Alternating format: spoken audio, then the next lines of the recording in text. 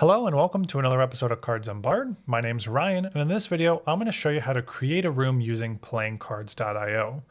Now, in a previous video, I showed you how to use playingcards.io as a player, but in this video, I'm going to actually show you how to create a room that you would be playing in. Now, before we get into specifics of the room or anything else, I just want to explain that within playingcards.io, there is a new premium account available, which I do have. When you go to the settings here, you can see the different types that are available. The reason why I'm mentioning this is because playingcards.io is a free website to use, to make rooms and to play in them. However, without creating an account, if you just do a free plan like that, any room that you make will expire after 2 weeks of inactivity. Now you can download the file, and I'll show you how to do that a little bit later, but if you have an account, if you actually make an account, you can have it up to 30 days. But if you get one of the premium accounts, one of the benefits is the rooms never expire. And as you can see with my account, you'll see all these different rooms that I have open. And as you can see, some of them go up to 168 days. So they've been there a long time. But if you are using this and you only want to make maybe 1 or 2 games, and maybe you don't use this as much as I do, and you're only using the free account, that's totally fine. Just something to remember and be mindful of. The other big thing to point out as well, when you use one of the subscription plans, it is completely ad-free. Now, the ads are not really intrusive at all. It's like a 10-second ad that maybe shows up every 20 to 30 minutes. I'm not sure. But I use this website a lot, so it makes sense for me to use the paid plan to, one, support them, but also I got tired of using the ads after I made so many rooms. So just be mindful of that. Again, this isn't me trying to pitch you to get it. Just know the difference between the two. So with that out of the way, let's go ahead and sort of go over what's going to happen when you want to create a room. Now, the first thing you can do is just start with a blank room and just completely from scratch and go from there. You can also, if you wanted to, click on games and choose one of the games that they already have that exists. Maybe it has some decks of cards and buttons and seats that you might want to use for your game. Or again, if you're like me and you have a bunch of rooms saved already, you can just open up a room and use that as one of your default starting spots. Again, I'm sort of jumping ahead of myself here. So what I want to do for the purposes of this video is completely start from scratch. So if this is your first time ever coming on the website, and this was the only thing you knew about playingcards.io and you wanted to make a room, this should hopefully be helpful enough to get a room started. So as you can see, the first thing you'll do is scroll down from the home page until you reach this custom room button, and then you'll click on Start Blank Room. You can click enter or spectate from here. It won't matter because your room is completely blank, but eventually when you have things filled in, these will actually make a difference. So I'll just click enter for now. And as you can see, it brings us into our main page, which is completely blank except for the card holder down at the bottom. So the biggest thing that you're going to be interacting with is this edit table button up in the top left. This is going to be your bread and butter where you're going to be spending all of your time in. When you click on that, it's going to give you all the different widgets that are available to you. And as you can see, it might be a little overwhelming at first. There's a lot of different things to pick from. So in this video, what I'm actually going to do is just make a room. I am going to use Dog Tag Trick, which is a trick-taking game. And I've already made this room in the past. I'm just going to do it again now to sort of show you what it would look like if I was making a room. But your room obviously might need more things or not need as many things. So I'm going to try and cover the basics while I also do that. And if there's anything that I want to go more in detail when it's relevant, I'll do that as well. And hopefully we can sort of stay on path as I do all of that. So the first thing that we'll want to look into adding for this is, of course, a card deck. As you can see here, there are a few different options of card decks to pick from. If your game is just something like a standard 52 card deck, you can just click on that and it'll pop that deck in there for you. As you can see, when you click on an object within the room, it's going to bring up its own submenu for that item itself. So in this case, the deck of cards, and you can see the cards up here. It's going to show me the 52 deck of cards that are all listed, the different name for it, and the image itself. But what if you have a game that needs more customized deck? Something like Dog Tag Trick, where it's not going to use a standard deck of cards. Well, if you go down to this custom card deck option, it'll allow you, which really this is just a standard deck of 52 cards. It doesn't have anything showing. So either way it can work. What I always do though, is I just scroll to the bottom and click remove everything. And that way I just have a blank template to be able to do whatever I need with these cards. And for the example that I'm doing, I actually have the scanned images of Dog Tag Trick. I own this game. I have the files scanned for the cards. So I'm going to be actually adding in the official art for that game into this mod. Now, if you want to do something as simple as just colors, maybe this is a prototype of a game that you just want to see if it works, or you don't actually have the ability to upload or potentially the ability to get those in here, I'll show you what you can do for just something as simple as colors, which actually, let's just do that first while we're here. So to add a new card, just click add a new card itself. You'll then have the option of uploading an image. So again, as I said, let me pull mine up. I could just upload the Dog Tag Trick cards, but as you can see, I've sort of had a practice color. If you want to just get a color in there, you can just upload a solid square, and that can be the background of a suit. And just simply Googling that. So just doing yellow rectangle, if I could spell, and just pulling up the color you see, save that image, and then upload that file. Do that with 2, 3, 4 other colors, whatever you need for the color suits that you want for your game. And then as you add a new card, you can upload the other color. And you can simply copy all of that. So you can highlight it all, copy, and paste it in to make multiple. So just add a new card, paste, add a new card, paste. And then to actually add these cards, because right now it shows 0. If we go back to our main homepage, the cards aren't even there. This is just our 52 deck of cards, which let's get rid of for that. But to actually get these cards to show up, just click this all +1 button, and it'll make 1 copy of every card. So when we go back, you'll see we now have 5 of those cards. And before I go any further, what I'm actually going to do is I'm going to show you a fun little tip that I like to do when I'm making rooms. I actually like to create a new incognito tab. So that way I have side by side 2 different windows. I'm going to just scroll this over and pop that open. And now why this is really helpful is when I'm in edit mode on the one side, I can see what's actually happening on the other side. As you saw when I was clicking onto these cards and doing all these things, I couldn't see what was actually happening real time in the screen.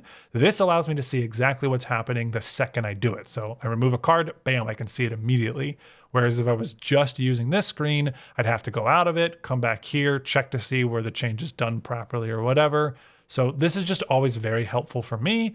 Obviously, if you have a smaller screen, I've got a very large monitor. This is easy for me. It might make it a little small for you, but if you have this option, I highly recommend doing that. So again, that's how you would add card images in. Something as basic as just adding these colors for the different suits. You can just do that. And then you can come back to this template to actually add text onto the card.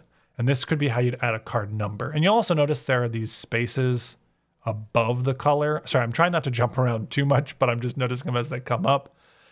To make your card look a little bit cleaner, you can adjust the width and the height of it. And again, this is why it's nice to have this screen. As I'm adjusting this, I can see it happening and know when I need to stop. Okay, all of that white space is gone. I can leave it there. And then we can come back. There's a little bit more. And what we could actually do is click this enlarge objects. And typically when you do that, you have to refresh the page. But you can hover over it and you can now see the enlarged picture of what that card is. So again, we maybe just adjust it to like 115. You can actually manually type in numbers there if you wanted to. So once we've got the way we like it, you add this text in here. And what you can do with that is change this from all the same to different per card. And now what it's going to do is give you that text 1 option. So let's just say we do something like card number. And then this will add numbers. As you can see, it might be a little small. I'll make the text larger. which you come back over to this side and just increase it. So now you have individual numbers on all of your cards. Again, I'll just show you if we go back to all the same, it's just going to be the same text across all of the cards. But if you need different information, you just click different. And as you'll see, it defaulted back to text 1. But if we come back to our cards, that card number still exists. What you can do within this is just retype card number, and it'll recognize that was a part of the file, and it'll re-put your number there. So again, that's pretty much the most basic way to get your own customized deck of cards in a room that can work for you. Obviously, if you have the color of your suit in the background, that's nice. But one thing I always really like to do in my rooms is add text underneath a number for the suit itself. So I'll do for colorblind friendliness, I always like to make sure that there is some kind of letter, or I mean, you could obviously have some icon if you want to get crazy, put a picture or something, but this is a really easy, straightforward way to just put in the letter of that suit. And then you just paste that on all of them. And of course, if again, we wanted another color, we just add that card. We go to, let's say, blue rectangle. I can't spell rectangle for some reason. We do that. That's kind of weird border. Let's do this one. Let's open it in a new tab, save the image. It is a JPEG blue. And then we upload image, we come to blue, and there you go. We now have ourselves a blue suit card. We add +1 to that. And as you can see, we have blue. Now you'll notice because the dimensions of those cards were different, the yellow was a different than blue. Now this blue one's having a weird spacing to it. You can actually change your file so that the card image in the background, so you'll see it's adjusting. You can change this so that it matches that color better. But this is only going to be a single color. So really, you want to make sure all of your rectangles are the same size, which is something you could adjust in Photoshop or some basic picture editor to make sure they're all the same so that that doesn't happen. Okay, that was a long tangent and a lot of stuff on the basics of cards. Hopefully that lets you know how to make a deck of cards. So with that in mind, I'm going to delete this and I'm going to go back to custom card deck. And I'm going to add in the dog tag trick deck I was talking about. And just to clean things up a little bit for myself, I'm going to remove those two colors. I'm doing this off screen. Okay, so now when I upload images, what I'm going to do is select all of the card fronts that I want to include. And it's going to upload all of them at the same time. So this is much faster than that individual way of doing a single card all the way through. If you have all of the images you want, you can do them in one fell swoop. So now all I have to do is hit all +1 and bam, I have my 36 cards all ready to go. I do, of course, have the back, which looks like this, which is always the default playingcards.io. I can change that, which I have the dog tag trick back, so I can just double click on that and upload it as well. And as you can see, this background color is that red. So I could change that to green if I wanted to match it a little bit nicer. But like I said, we're just going to adjust the card so that it fits a little better. It's got a little spacing still. Oh, I need to enlarge, refresh. I mean, that's good enough for now, just for the purposes of the tutorial, but you get the idea. You can adjust it as you need to. Same thing with the front of the cards. There's a little bit of a gap, but I'm fine with that for now. This is actually a new update. I recorded this the first time, but some things got messed up. But I noticed as I was recording, this was new. So when you add cards to your hand, they go face down. And I was having some problems with this earlier, and I'm hoping it will work this recording. But for some reason, it's not flipping the cards up whenever I add them. So hopefully it doesn't become a problem as we keep making this video. But anyway, that is how you get a deck of cards. So the next thing we'll want to do is give the deck itself a card holder. So when you click on the deck, it'll give you this option here, create holder for collection. And a couple things to go over on this. You'll see the little icon here. It's showing you the deck itself. And what this is referring to, when you click on the holder and go into its submenu, is it's telling you what cards or pieces are allowed to be in this holder. So you'll see here when I drag the card over, it highlights it to show that it'll accept that card. Let me just go ahead and do another deck real quick. Pop that card here. And then also just grab a little marble just so you can see different things going in and what the impact is. So as I drag the card over, that gray box doesn't highlight it because this card holder is not accepting this object. It only allows that one deck. If you want to add more things, just click on the choose, hit the deck, and then click on the things. It'll show you what you've selected. And when you hit done, you'll now see it's accepting those objects within that holder. So that thing, let me just take that off since you didn't see that the first time. So now the marble won't be going into it. So that can be good when you want specific things to stick to it, but others you still want to place on top, but it doesn't stick, which allows you to put it in more pinpoint it into a specific area. As you can see, I can put the marble there, but if the marble was allowed to be in there, it's going to default by pushing it to the middle. So that's the reasons why you might do that. Let's change this back to just the one deck. Delete these. Okay, so we have our deck of cards. We have a card holder for it. The next thing we'll want are player seats. So when we come up to here, we're going to click on player seat. And then what you can do is just duplicate player seat and it'll actually change the player number. This is a quicker way. You can, of course, just click, click, click, click, click, click like crazy, click, go back, click. And if you want to add them that way, but copy paste, it always works for me. Next thing I like to do, which I'm going to try to avoid doing on this tutorial too much, whenever you highlight multiple objects, it's going to give you this align and distribute options that are available to you just to make the things a little bit cleaner so you can align them straight and make them separated a little bit nicer. When I finalize all my rooms, I like to make sure everything's neat and tidy, but for this, I'll probably just have things strewn about, but just know that that menu is available to you to make things cleaner. Okay. So why do we want player seats? Well, the first thing player seats are going to do is, of course, allow players when they join your room to sit down in them. It's going to give them a dedicated area that they can be a part of. They can change their player color. They can put their name in there, and they can even change that little initial thing. The other thing it's going to do, though, is when we get to the automation buttons. This is what I love about playingcards.io, are these automation buttons. This will allow you to automate a lot of manual processes that would normally be kind of tedious with clicking and dragging and doing various steps. These buttons are going to help with that. And a lot of the things are going to get automated that will direct to these player seats. So biggest things like dealing cards and dealing them out to players' hands, we're going to be using it directing to these player seats. So the next thing we'll want to do, I think at this point, is we can go over those automation buttons. So when you click on an automation button, it's going to give you this blue circle. Now you can change the width and the height of these, which this was a newer update too I had been asking for a very long time, so I'm super excited about it.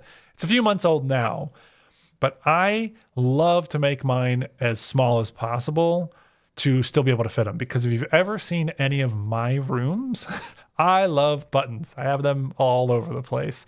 And before, when they were those larger circles, it was really hard and they were just all over the place. So again, making them smaller makes it easier to fit more of them in here. So the first thing I'll do with my buttons is I will always create a reset all button. And then I like to shove this in the corner. That way it's still in the room, but it is far enough away from players where they can't be tempted to accidentally touch it. This might get moved as we start adding more things in the room, but I'm going to leave it there for now.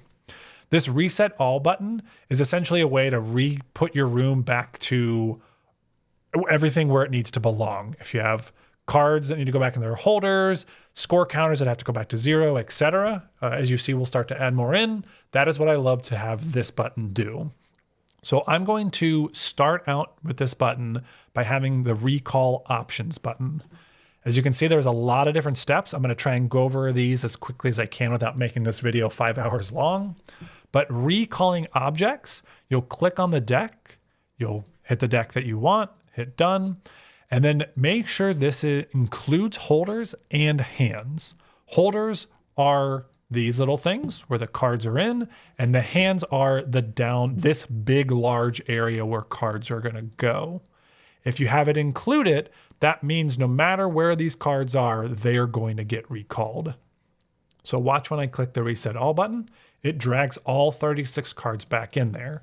But if I do something like this and ignore objects in hand, let's move these back over, it'll only take those, it ignores everything in hand. And so based on how you need your room set up, other automation buttons might change that, but the Reset All button should always be taking everything back.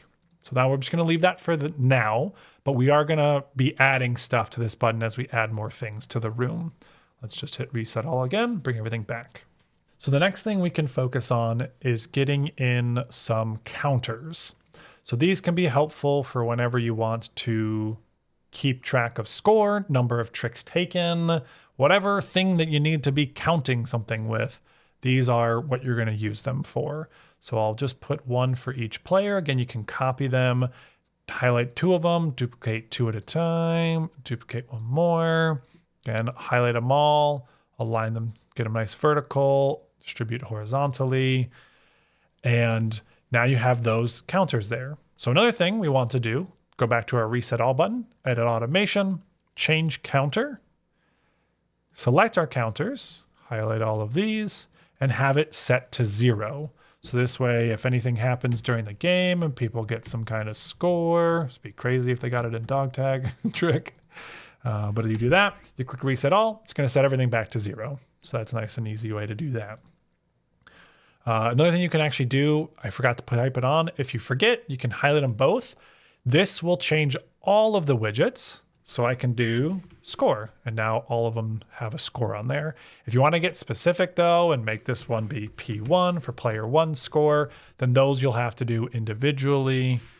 So, that's up to you, again, how you like to make your room and how everything gets set up. So let me just finish this real quick. P5 score. Okay. I'm going to slide those up a little bit because the next thing we'll do is add more card holders for players to play their cards to. So because this deck of cards is the cards that will be in players' hands and that they will be playing into the trick onto the table. I'm not going to really try and explain the rules of dog tag trick, but why I'm setting up the card holders the way I am.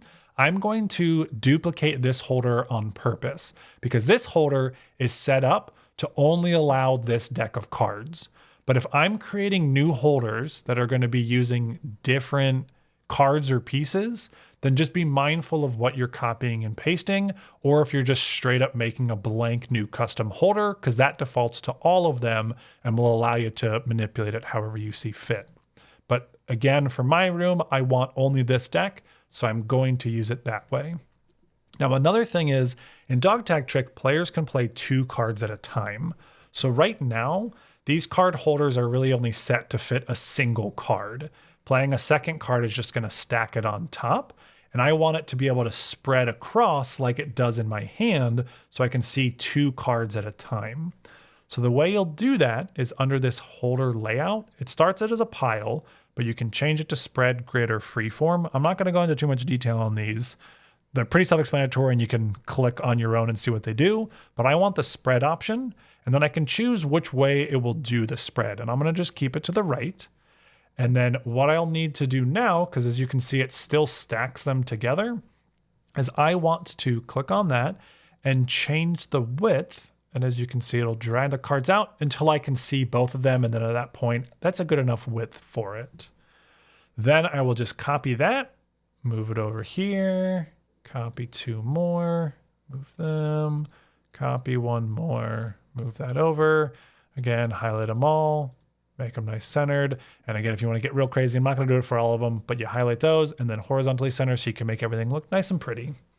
So now we have 5 holders for all players that can hold 2 cards.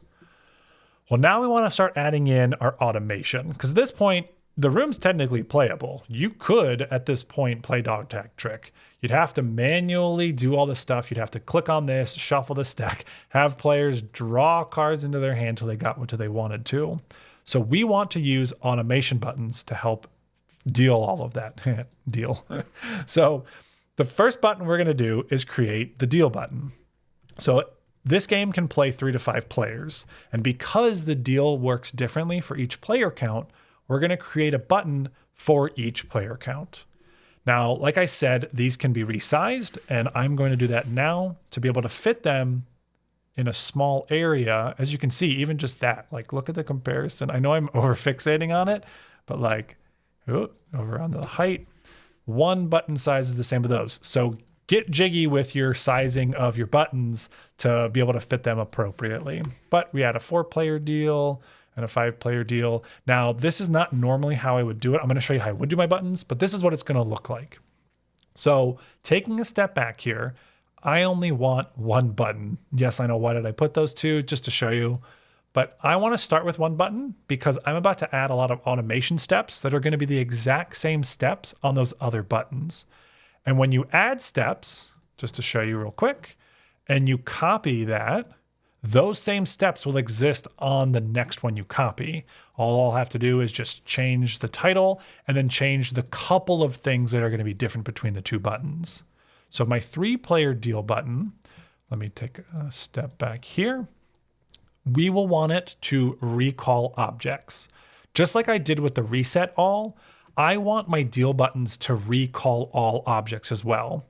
Every room that you're doing is going to be different in this regard based on how cards or objects get used in your game. Like, for example, there are some trick-taking games where you hold cards in your hand and you just deal back up to a certain number.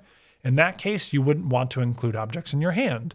And maybe you have holders that hold cards over for some reason. You'd want to ignore those.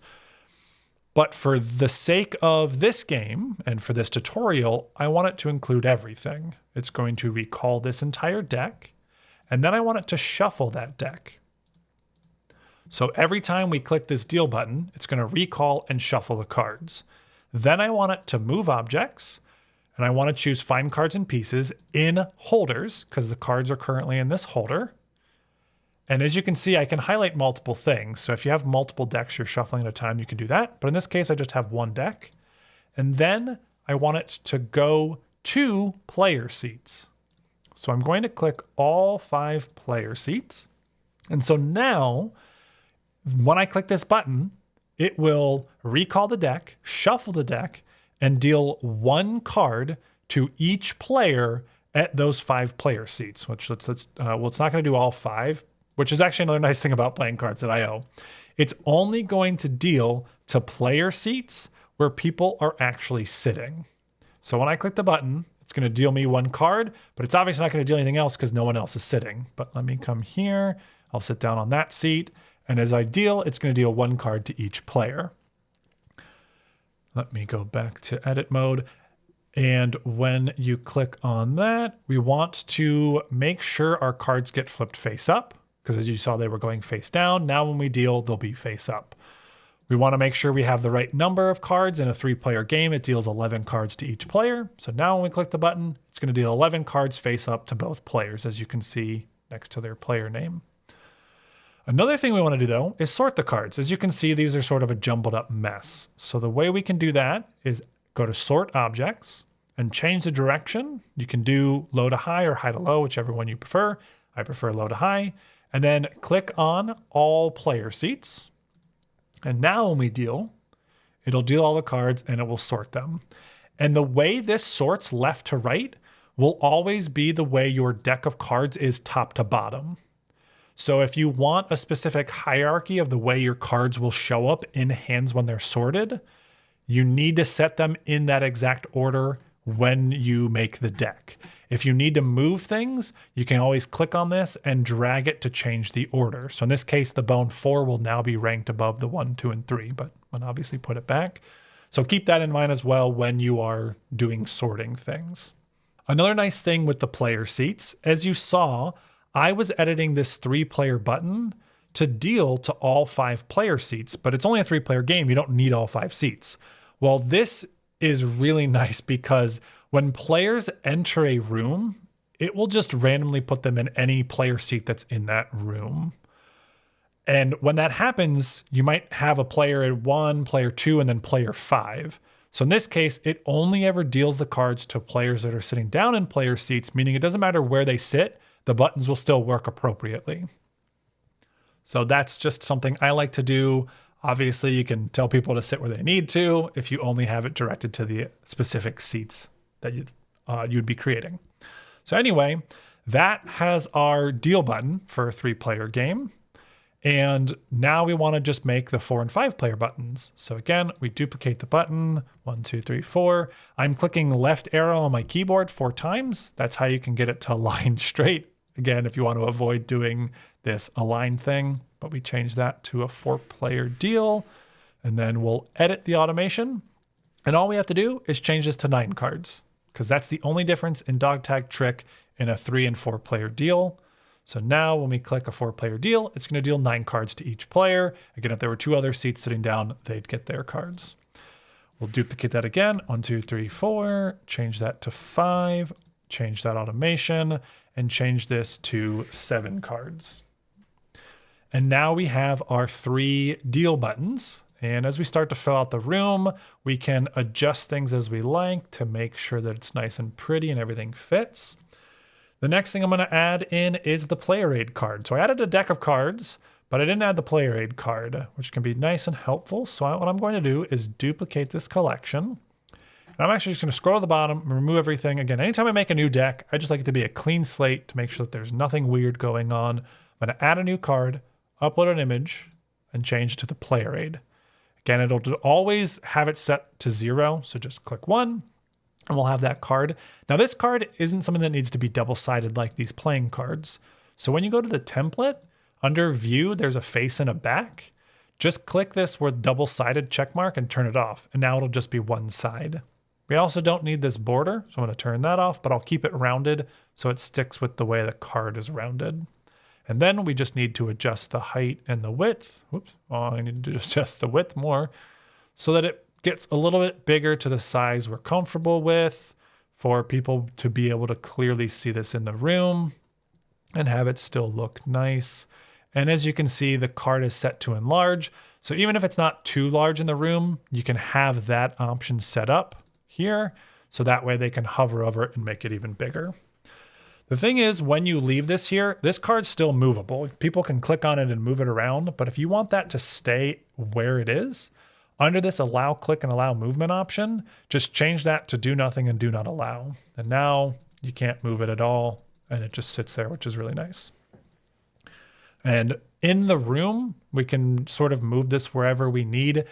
As you get better and more comfortable with rooms, you'll get a feel for how you organize everything.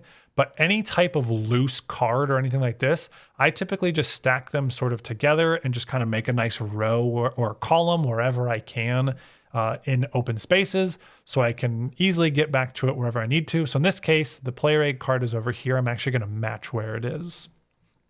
Okay, so recapping, we have our reset all button. We have our deck of cards. We have our player deal buttons, our score counters, our card holders to play cards to, and our player seats. Now in Dog Tag Trick, when players win tricks, they're going to score points during the round, which they could do this manually. You could just play cards as you do, and then determine who's winning what and doing whatever it is, and click on the point trackers manually, which again can be a little bit tedious. And what happens after these cards need to be cleared when there's a new trick? You could do this and move them up here, but that's extremely tedious. So we can add in more automation buttons to help deal with all of that. The first one we'll start with is the clear trick button. So what we'll do is we're going to duplicate this holder and we're going to add a discard pile. And as you can see, as I'm typing, there's a top label button that you can add to card holders to give them some information. So you can see that it reads as a discard pile. If you want to you could make this the draw pile or just deck because it's not really anything you draw from, whatever you want to put there. So now what we'll do is we'll take an automation button and we're going to say clear trick. Needs to be a little bit wider so it fits on the line. And under automation, we're going to just clear everything out. Again, blank slate. As you get more used to things, you know which buttons and automation steps you can keep. But if you ever need to just make it a blank one, you can do that too. So what we want to do is move objects from these player seats to the discard pile. So that holder area to here. I know I did that kind of quick, but it's find cards and pieces in the 5 player holders where cards are going to be to the discard pile. Again, the number always defaults to 1, so make sure you change that to whatever the appropriate number is. In dog tag trick, if you're playing with 5 players, that would be 5 cards that would get played in a single trick. So you would want it to be set to 5. However, as I mentioned earlier, up to 2 cards can be played in a single trick. So really, we want that number to be 10. Because if at the most everyone played 2 cards, you need this button to be able to clear all those cards in one fell swoop. Let me just show you what would happen if you didn't. So we'll set it to 2. When we clear the trick, only 2 cards were removed. But if we set it to 10, when we clear it, it's going to clear everything. And as you can see, it defaulted them to face up because it kept them as is. If you wanted to go face down, just make sure you click on that. So now whenever you clear them, and as you can see also, it's going to be set to 10. There's only 5 cards. Whenever there's less than the total number, it's just going to remove everything as possible. But as you can see, they went face down. So now we have a nice clear trick button that can easily remove cards. Now, if you're playing a game that uses cards needing to be kept by players, like maybe if they win the trick, they collect all of the cards in a single pile, well, that we can just duplicate that, change it back to pile, make the width a normal width of the cards. And then instead of having just one clear trick button for the whole table, you can make individual trick buttons. So make it say win trick. And then now this automation moves instead of the discard pile to that player's card space. And then now if they were to collect cards, just do 4, win the trick, it collects all there in a nice neat pile for them. But of course, in this game, we just need the clear trick button. We'll change that back to the discard pile and delete this. Okay. And I'm just going to move that over because it bugs me. Okay. So with dog tag trick, like I mentioned, there's the keeping track of score and individually or manually moving up everyone's score counts based on what they did. I'm going to set it up so we have buttons for each player when they do a specific thing based on how they won the trick. So I'm going to copy this, put it over here, and just delete all of that. And we are going to choose change counter. We're going to increase by, and we're going to change it to 3, because if you win the main show, which is what it's called, you're going to score 3 points. So we're going to select the counter, and we're going to choose player 1, because this button's being associated to player 1.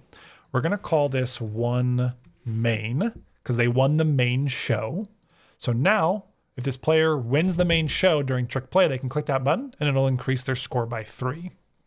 And now we can copy that, move it to this player, edit automation, and just change the counter from first player to second player. So now if this player clicks the button, it increases their score by 3. And I'm just a quick little side note. If you ever see when a thing enlarges like that and you move to a new screen, sometimes it'll keep the thing up. Of course, it's not doing it now. But if you ever see me going back and forth, that's the reason why, because it's leaving the enlarge button up and you just got to move off of it. Anyway, side note over.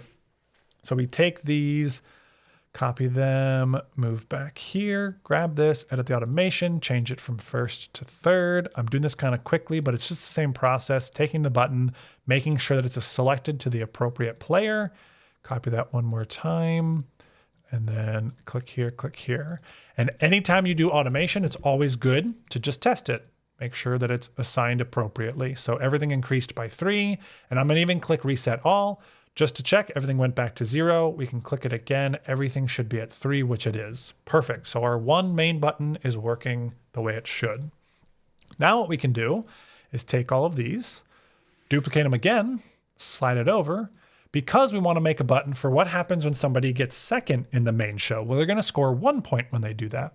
So what we can do, as I should have kept them all highlighted, is change this to go to second main.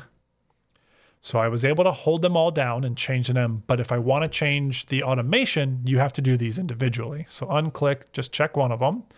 And now change this to increase by 1. So now if they click that button, it goes up by 1. Click on this one, change it to 1. Click on that, it goes up by 1. Again, we do that for all of them. And we'll just do this real quick as we change that here, And then we click second main, all +1.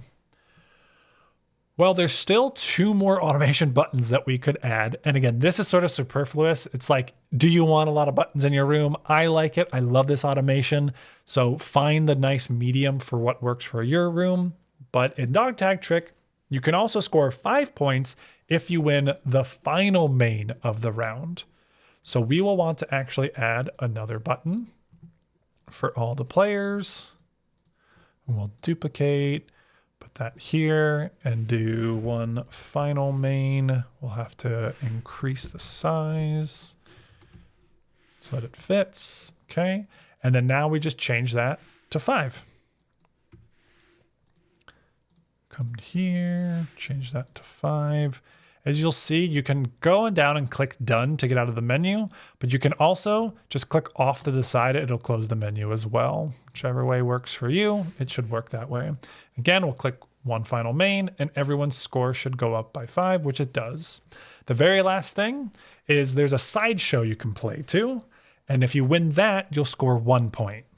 So we would want to add a button for that. And I'm going to duplicate the second main because that one already does by 1 point. And you're like, well, why have another button if it does the exact same thing? And again, this is just because I like it so that everything on here has a purpose.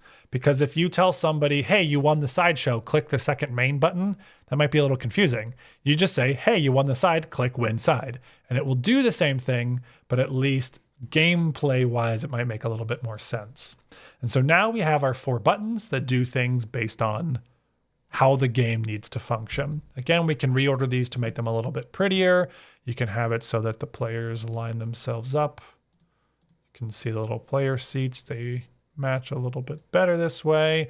Again, I'm not going to focus this too much on the tutorial, but that is something you can spend time to make the room look a little bit nicer.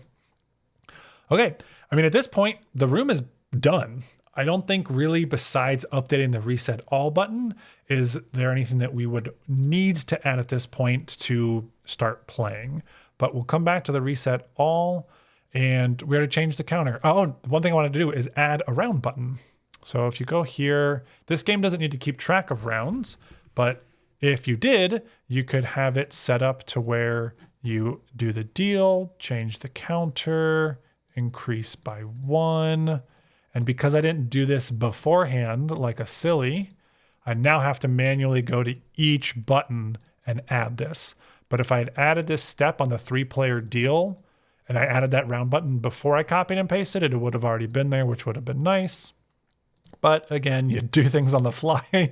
You're going to sort of make things up as you go. Increase by 1, don't set to. Did I make that one set to? Yes, make sure you change it to increase by. Cool. So now when you click the button, it'll track which round you're on. And then you can go to the reset all and edit that automation to change counter, include that one. So now it resets it back to 0 and makes it a little bit easier for all of those buttons. Okay, well, that is enough to be able to make a room. As you saw, that gave you player seats, card holders, most of the automation as far as straightforward things go with shuffling and dealing. Now, I probably will make another video that might go into more detail on those, but I want to try and keep this one a little bit more brief since I think that's enough to get a room up and running. If you do have any questions or comments, please leave them below and I'll try to get to them as soon as I can. Otherwise, thanks so much for watching.